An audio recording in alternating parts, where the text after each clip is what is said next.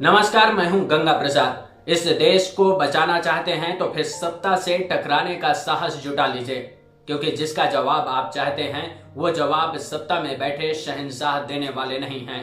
क्योंकि विपक्ष कमजोर हुआ तो मीडिया सरकार की गुलामी करने लगा। कभी विपक्ष ने सवाल खड़े कर दिए तो सत्ता के चाटुकार दाना पानी लेकर 70 साल का इतिहास बताने लगे, क्योंकि इनका पेशा ही बन गया कि जिस थाली में खाएंगे उसी थाली में छेद करेंगे। सोचिएगा, अगर 70 साल में कुछ नहीं हुआ तो टीवी में मुंह फाड़कर 70 साल का हिसाब जो लोग मांगते हैं उनकी जुबान क्या इतनी लंबी होती जितनी लंबी आज हो गई। झूठ का प्रचार सरेआम जारी है। आम लोगों की बात दूर दूर तक दिखाई नहीं देती। किसानों का दर्द न सरकारों का एजेंडा रहा और न मीडिया का रहा। वो अपने दर्द को समेटे हुए देश के साथ हर बार खड़ा रहा। इस बार जब देश की जीडीपी के आंकड़े सामने आए तो सिर्फ कृषि सेक्टर ही प्लस में ग्रोथ करता दिखाई दिया। लेकिन क्या ऐसा पहली बार हुआ है जब देश की जीडीपी का इतना बुरा हाल हुआ है? ऐसा नहीं है। इससे पहले 5 बार मंदी जैसे हालातों का सामना भारत कर चुका है। वित्त वर्ष 1958, 1966, 1973 और 1980 में बड़े आर्थिक संकटों का सामना करना पड़ा था। 1992 का दौर, जब देश की अर्थव्यवस्था को पटरी पर लाने के लिए पीवी नरसिम्हा राव सरकार ने रिफॉर्म करने शुरू किए, तब भी ऐसा संकट नहीं आया। हर नाकामी में अपनी कामयाबी ये सरकार खोज ही लेती है। तभी तो इस देश का हाल अंधेर नगरी चौपट राजा की तरह हो गया। किसी को कुछ समझ नहीं आ रहा है। सत्ता और उसकी चकाचौंध के आगे सब कुछ ठीक है। देश बिक जाए, लोगों के खाने के लिए ना हो, लोग मर जाएं, लेकिन सत्ता की रईसी में कोई कमी नहीं आनी चाहिए। तभी तो सरकार ने मानसून सेशन 2 शिफ्ट में चलाने का फैसला किया है। यानी कि जब देश में संसद एक शिफ्ट में चलती थी तब एक दिन का खर्च करीब 2 करोड़ से ज्यादा का आता था। तो सोचिए, जब संसद 2 शिफ्टों में चलेगी तो खर्च का बढ़ना भी स्वाभाविक है। यानी कि राजशाही में जीने की आदत ने देश को अंधेरी गुफा में ले जाकर खड़ा कर दिया, जहां से निकलने का रास्ता अब सत्तासीनों को मिल ही नहीं रहा है। तब आपको क्या करना चाहिए? क्या इतिहास के पन्ने खोलने चाहिए या फिर सरकार पर भरोसा करना चाहिए? ये आप तय कर लीजिए, लेकिन मेरा मानना है कि इतिहास में जरूर जाना चाहिए। 1975 यानी कि इमरजेंसी क्यों लगानी पड़ी थी? क्या तब देश के हालात अच्छे नहीं थे? इंदिरा गांधी को गरीबी हटाओ का नारा क्यों देना पड़ा था? इसके पीछे की कहानी यह है कि देश की माली हालत ठीक नहीं थी, क्योंकि देश इससे पहले कई बार युद्ध लड़ चुका था। 1975 से पहले पाकिस्तान के साथ 1972 के युद्ध ने 1973 में आई मंदी में देश को दबाने का बड़ा योगदान दिया। लेकिन इंदिरा गांधी को लगता था कि सब कुछ सही है। इस दौर में इंदिरा गांधी से टकराना मामूली बात नहीं थी, क्योंकि मोदी जैसे शहंशाह की तरह इंदिरा गांधी भी जीती थीं। उनको लगता था कि हम ही सरकार और हम ही देश। यही कारण था कि 1975 में इंदिरा गांधी ने लोगों की आवाज दबाने के लिए इमरजेंसी लगा दी। जब देश में इमरजेंसी लगी तब देश की जीडीपी 9.15% थी, लेकिन 1976 में विकास दर 1.66% हो गई। इसके बाद देश की विकास दर में गिरावट 1991 में सबसे कम दिखाई देती है, यानी कि 1.06% की दर से देश विकास कर रहा था। इस दौरान राजनीतिक हिचकोले लेती बीपी सिंह की सरकार और फिर पीवी नरसिम्हा राव सरकार के आर्थिक रिफॉर्म करने के बावजूद देश निगेटिव में नहीं गया। ऐसा तब नहीं हुआ जब 2008 की आर्थिक मंदी ने दुनिया भर की अर्थव्यवस्था को हिलाकर रख दिया। तब भारत 3.09% की दर से विकास कर रहा था।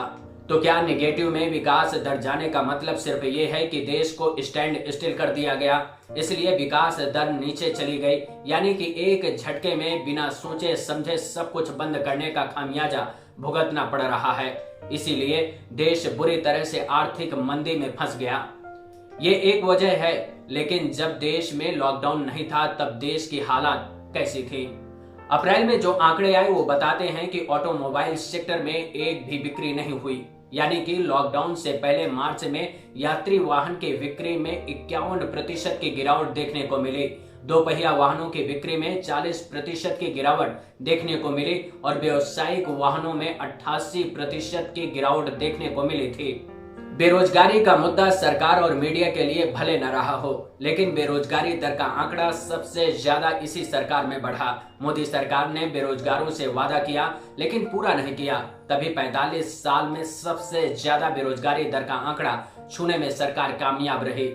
और आज जो हालात बन गए हैं उन आंकड़ों को देखिए। अगर कृषि क्षेत्र को छोड़ दें तो कंस्ट्रक्शन सेक्टर -51.4% गिर गया, मैन्युफैक्चरिंग सेक्टर -39.3% गिर गया, माइनिंग सेक्टर 41.3% गिर गया, ट्रेड, होटल और ट्रांसपोर्ट ग्रोथ -47% तक गिर गया।